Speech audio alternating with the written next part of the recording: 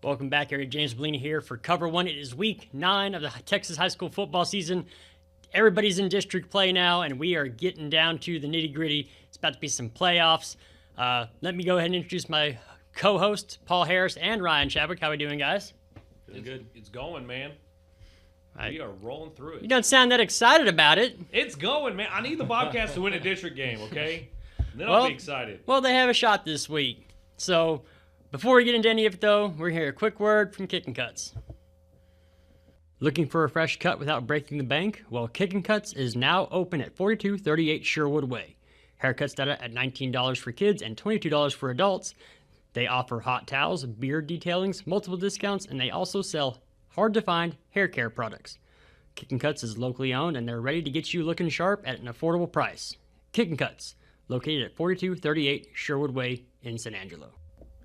Okay, our man Ryan Chadwick went out to Pecos, or he's going out to Pecos. We're shooting this before the Thursday games because there's so many. We had big storms coming through. So this is shot before the Thursday game with Pecos, but we will follow this up with some highlights. Chadwick, Paul, Lakeview needs to win this one.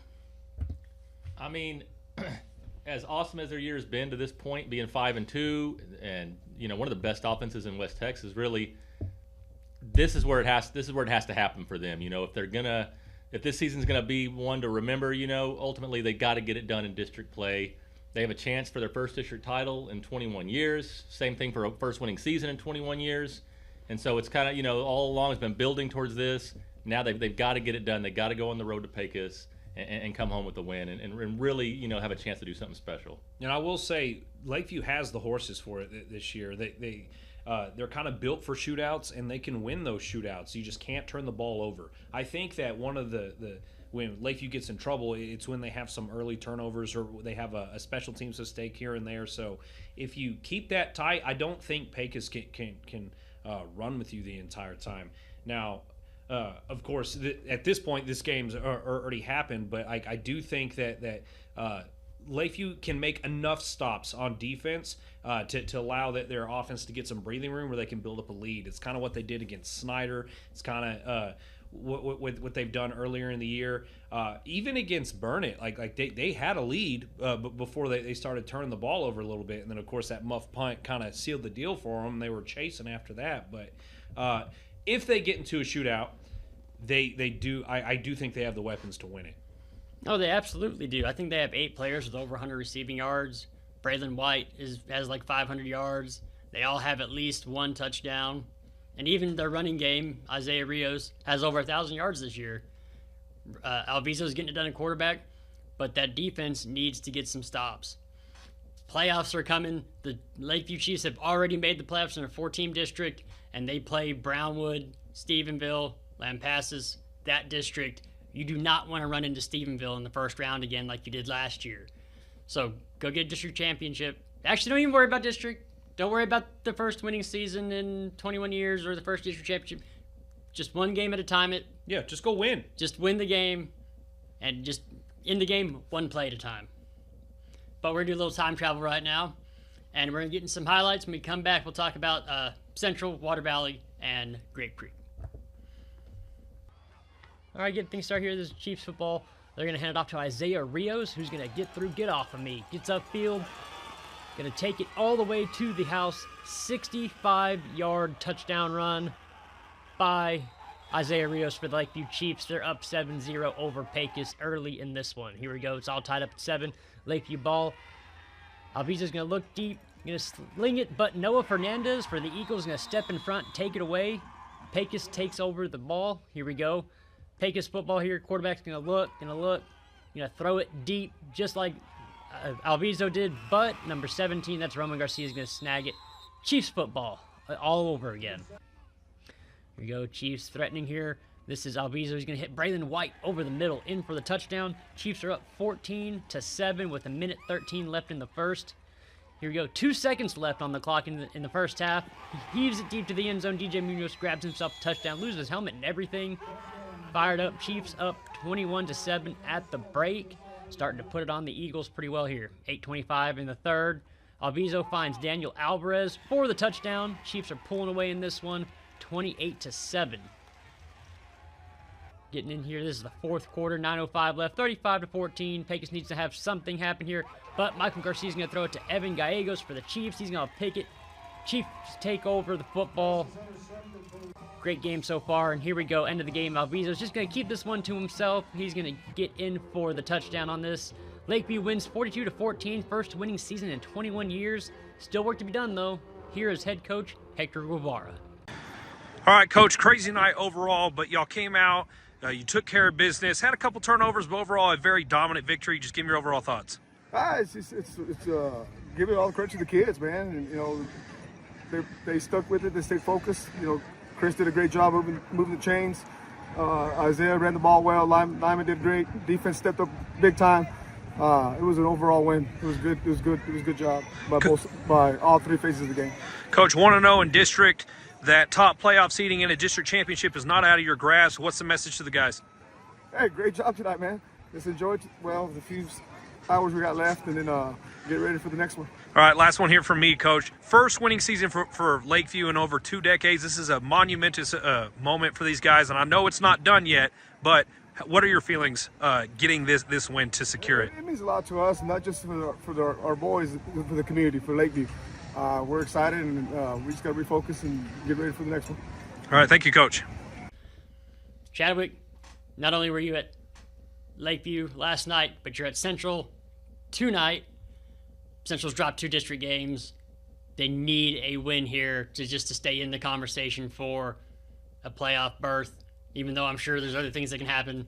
If you win, you take care of business. What do they need to do? You talked to Smith earlier in the week, Coach Smith. Man, okay, so first off, that loss to Permian was tough. It's a 1-score loss that you turn the ball over the very beginning of the game, and you miss a field goal right for the half. That ended up being the difference, right?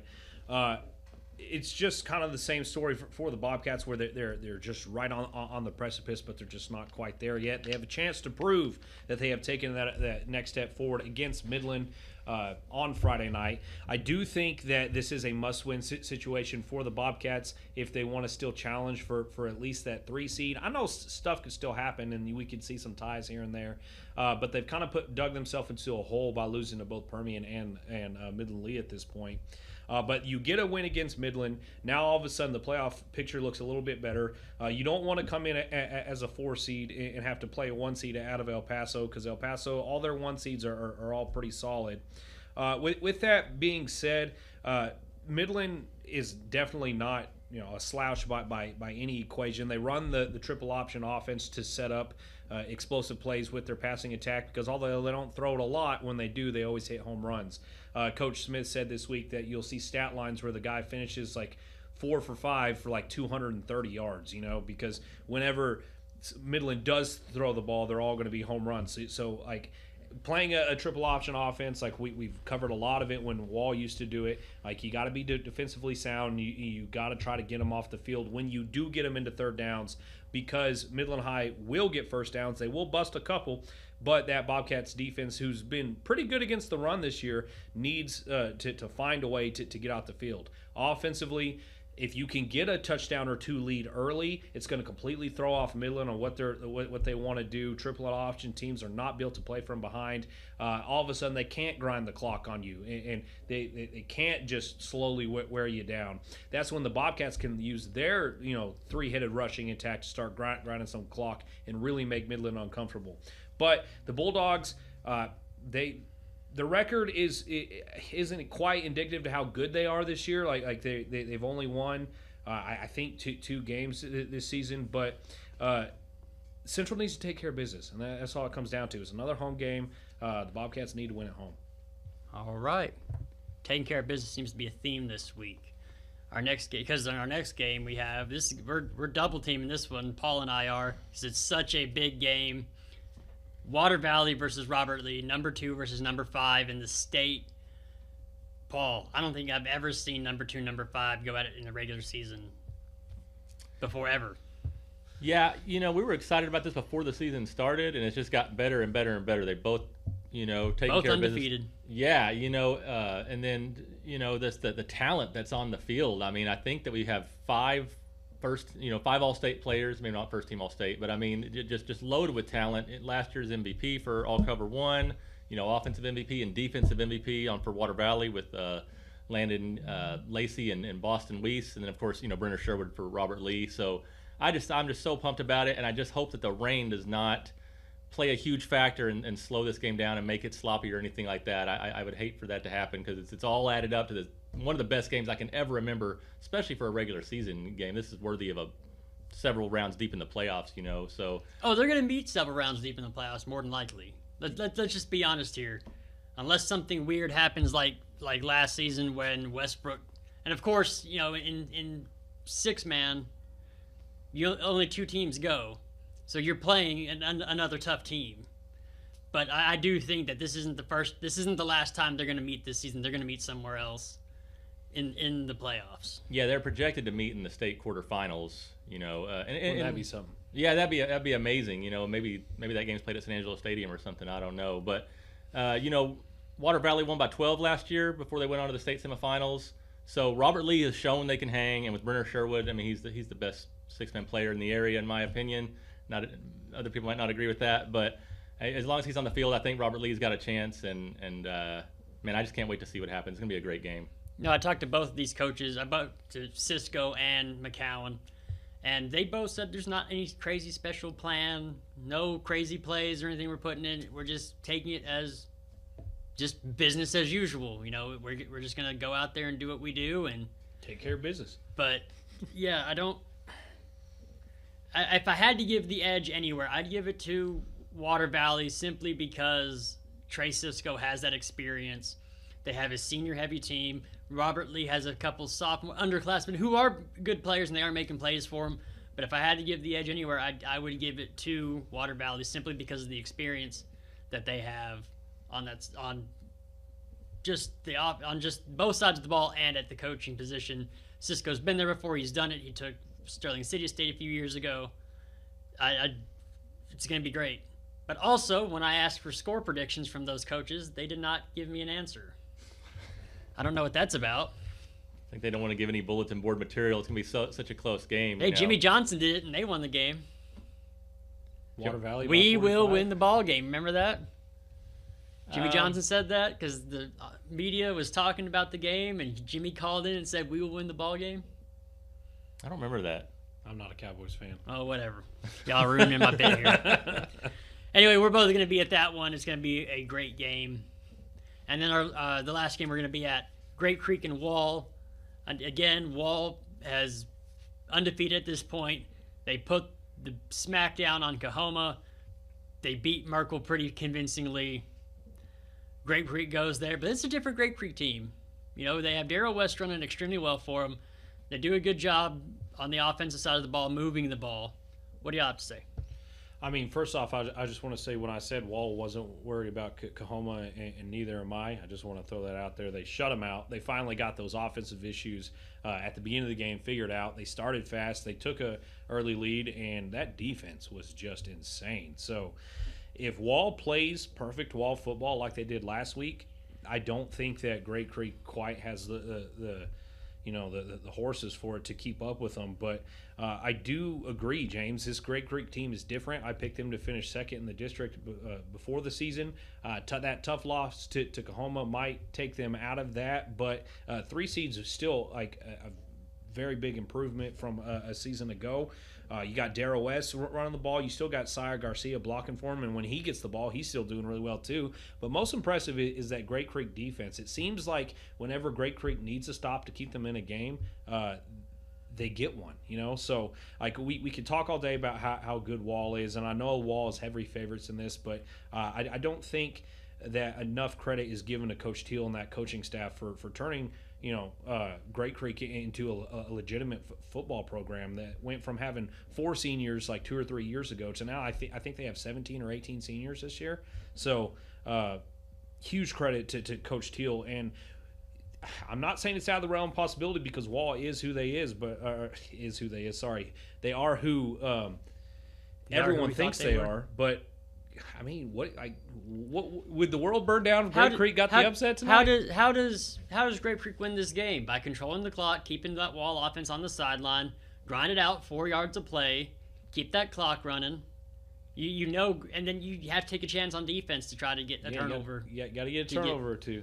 Exactly. So that's how Grape Creek wins this one. What do y'all? I mean, that makes sense to me? Well, I think Grape Creek has a chance to play ball closer than Coahoma or Merkel did because of that ball control offense, and they had over 600 yards of offense last week against Stanton, like 560 of which was on the ground. And Darrell West, like you said, I mean, we'd be talking about him a lot more if it wasn't for some of the other great running backs like Christian Villarreal. But I mean, that kid has had a breakout year. He had over 200 yards against Stanton, plus a punt return for a touchdown.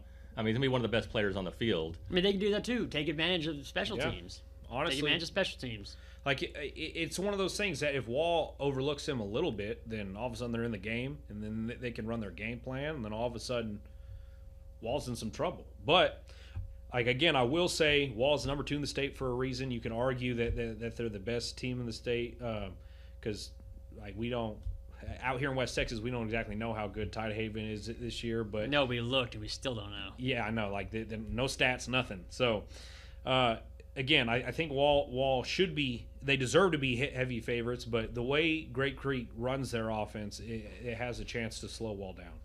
All right. And I'm glad we brought up the running game in West Texas because we're going to talk about that next. Before we do, here's a quick word from Angelo MRI.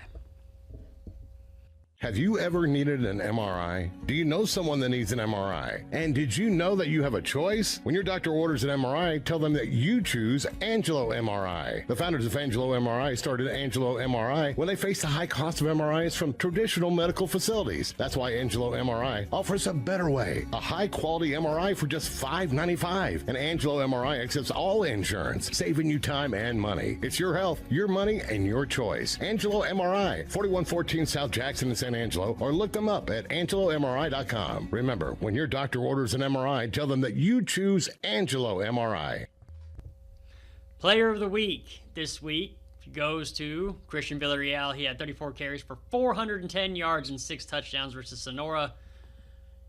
That Ozona offensive line, the offense just wore down the Broncos. I knew they were smaller going into the game, but 34 carries is a lot for his normal workload, Paul. Yeah, he'd only had like 17 carries a game. Despite his gaudy statistics, they really hadn't fed him the ball that much. This was the first time that he really got a bunch of carries. I mean, I guess against Brady, he may have gone over the 20 carry mark against Brady too. But yeah, I mean, against Sonora, that was the first time he really got unleashed. And I mean, with everybody watching, you had the big feature about Texas football, and he still goes out and delivers over 400 yards. So the kid's just unbelievable. And like you said, the offensive line deserves a ton of credit. So just watching what Azona's doing right now, just absolutely amazing. And he keeps forcing us to give him the player of the week. I would like to add that we have a record watch over here I put together. You can just look at the thermometer. He's got almost 2,500 yards already on the year. He's got 4 games over 370 yards. He's averaging 354 yards a game. This Sugarland Express record is, I believe it's definitely in danger of being broken this year. And the single game record might be in danger of being broken by Villarreal too. They're playing Colorado City this week. Yeah. They've had their struggles. I don't think it's inconceivable to think that he could have 500 yards. If over that. Paul? It just depends what Coach Pitts wants to do. If they want to feed him and really let him make a run at the record, then he's going to. But if they want to rest him, I don't know. I did talk to Pitts last week before the game, and he was like, "Look, if he's close, we're not going to not hand him the ball. So if he gets within 40 yards, oh yeah, you're gonna. I mean, of course, hand it off to him. But I would definitely make a run at both, not just the single season. Give him the single game record as well. And what's the single game record for touchdowns in Texas? Do you know? I think Chadwick, you got your computer in front of you. Ask it real fast. Jonathan Gray for Alito had 9 touchdowns in a game once, I believe. See, I knew Jonathan. I think he's still the record for single season touchdowns with 65 or something like that. Yeah, but I hadn't seen rushing touchdowns. Which, hey, if Christian can get it, give it to 11. him. 11 touchdowns. 11. So. Well, that's not out of the realm for Sonora either. They put up 94 just the other week against Reagan County. But that's enough of Christian Villarreal. We've talked about him a lot, and I think it would be good for him to get this record.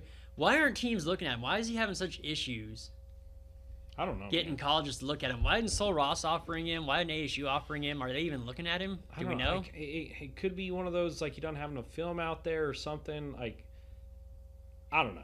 Ozona just doesn't have an established program. I mean, they haven't won a district title in 9 years. It's been a while. I mean, they haven't made a real playoff run in a long time. So I mean, maybe that hurt him. I mean, if he gets the record, though, people are going to know who he is. Yeah. Every week, more and more people know who he is, and surely, if he wants to go somewhere, he'll have a chance. I would hope so. I mean, I would hope somebody would take a look at West Texas. I mean, he's got to be the best back in the state at this point. Yeah. And maybe they're looking at. I know they haven't played the most difficult schedule so far, but you don't control who you play as the running back. You just go out there and run the ball. So it's one of those, time will tell. Like you play better and better teams as you win games in the playoffs. So if they just keep winning, people are going to notice. I don't think that's going to be easy for them to keep winning, just relying on that offensive line to grind down on teams. One thing I would like to see Ozona do is clean up penalties a little bit. The extracurricular activities going on the field. No need for late shoves or anything. There were a couple personal fouls against Sonora that you need to get cleaned up before you get to playoffs. You can't be giving up free yardage. You shouldn't be giving up free yardage anyway, but once you get in the playoffs against that first-round team, which is going to be the Hawley, Cisco, Anson, Stanford district, you're basically pulling a 1 seed because that district is so good. And another thing is I'd like to see them get a kicker. They've been relying on 2-point conversions a lot. I'd like to see them be able to make sure you get 7 points every time your offense is on the ball or on the field. That's another thing I'd like to see if I'm being critical and being an analyst at all. That's one thing I'd like to see. We have somebody else we want to talk about, though. Let's go ahead and talk about him. Darrell West had a good game. Go for it, guys. Yeah, under normal circumstances, this would be a player of the week performance, having 213 rushing yards on only 11 carries, and like I said, which is an insane average. Touchdown catch, the punt return for a touchdown. Just been a real breakout star for them. So unfortunately, Villarreal has just cast such a huge shadow over everybody. But yeah, make no mistake, Darrell West is one of the best backs in West Texas, and Wall better be ready for him because he can break one at any time. All right. We're going to hear a quick word from Shelburne Financial and then get into some college football. At Shelburne Financial, you are more than just a number. They will help you plan for retirement, prepare tax documents, and more. Whether you're looking to grow your savings or plan for your future, the experienced team at Shelburne Financial is here to help you and guide you every step of the way. Give them a call at 944-9447 or head over to 3177 Executive Drive and invest in your future. College football, Chadwick. Texas Tech lost last week. I'm sorry. No, I mean, thank Go you ahead and talk about for introing that.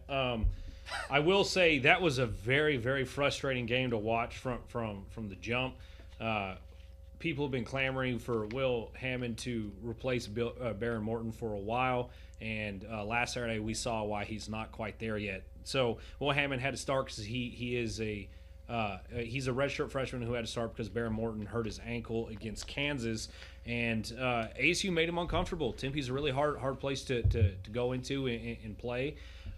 Texas Tech was favored in that one, but that was before preseason Heisman candidate Sam Leavitt came back, and he had a great game.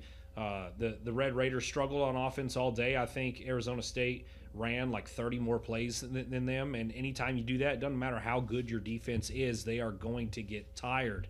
So when Texas Tech did finally figure out how to play football again in the fourth quarter, and they took that lead, that defense was gassed, And say what you want about the whole tortilla situation and the Big 12 was probably not very happy with Texas Tech. There was some very questionable calls there at the end, but Arizona State got the upset.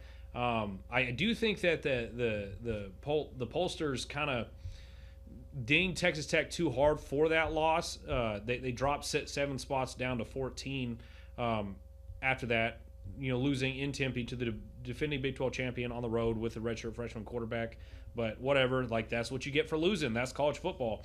Texas Tech has Oklahoma State this weekend. They are 38.5-point favorites. And if I'm Joey McGuire, I slam my foot on the gas and I say, make them remember how good we are this year. I want to see Texas Tech dominate Oklahoma State, and I know that Oklahoma State always plays us well.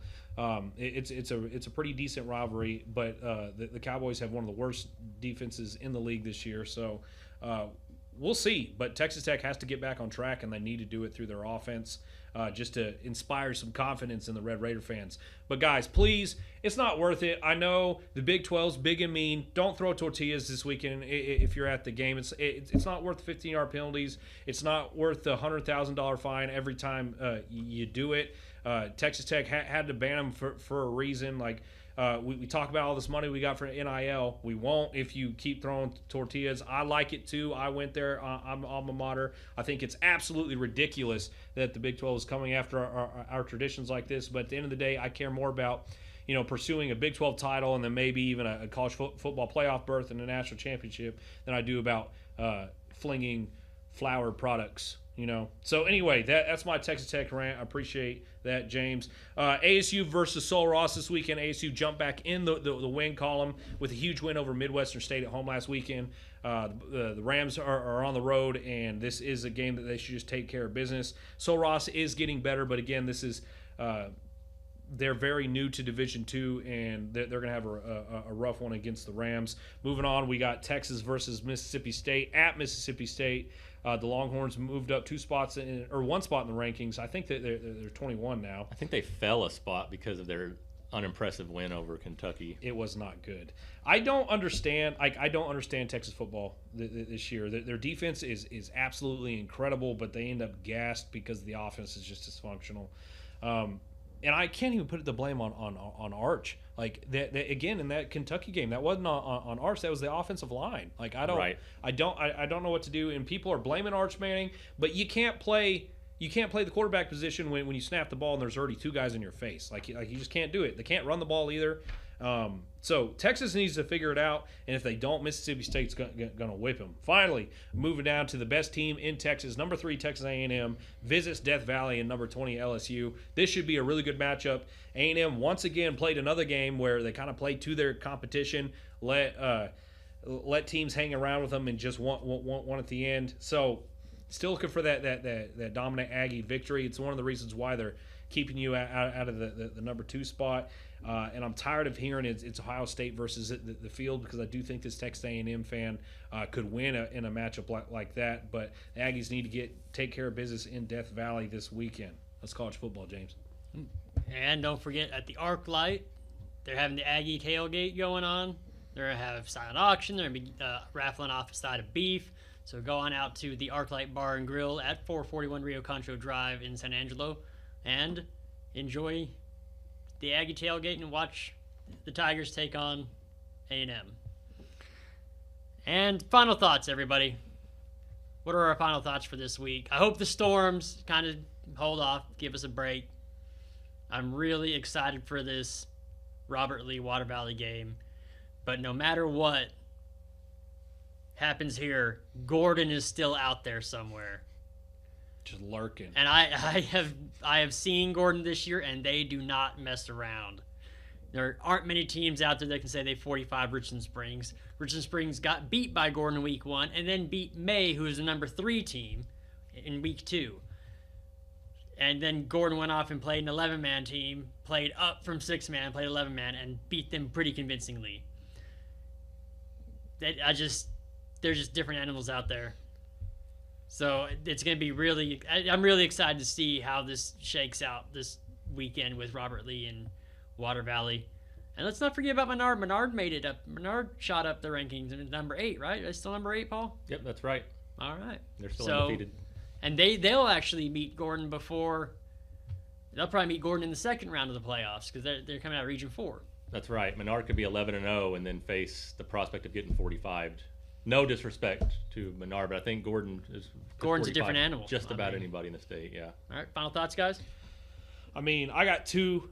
I'm really excited to see how far Great Creek has come against Wall. Like, I'm a big fan of Coach Teal and that football program. I'm not saying that they're going to win because, like I said, Wall deserves that ranking and how dominant they are. But I'd like to see them slow them down a little bit, show that they're getting to the point where they can compete with some of the better teams in Texas. But last of all, I got to say it, James. Bobcats need a win on Friday. Midland High is the perfect opportunity to finally put it all together to win. Stop getting dumb penalties. Don't turn the ball over, and you win this one. Just play sound defense, guys. Just get out there and go win.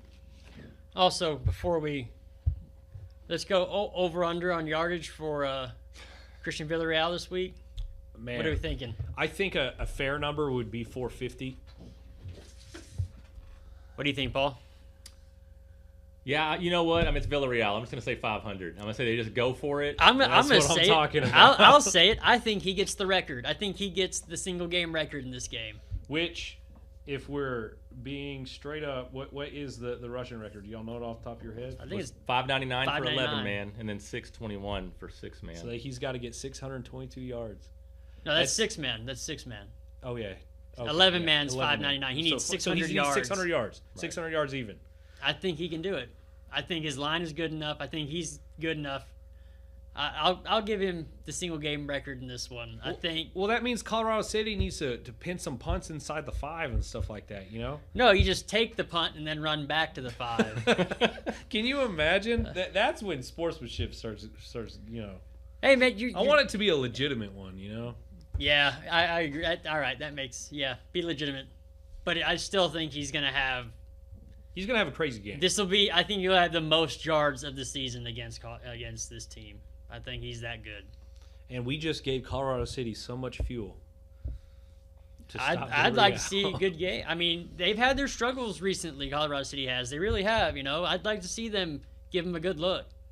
That's something that Ozona's really going to need is good looks from these teams, because it's not easier when you get to the playoffs. That first week is trial by fire. It's the Wall problem, man.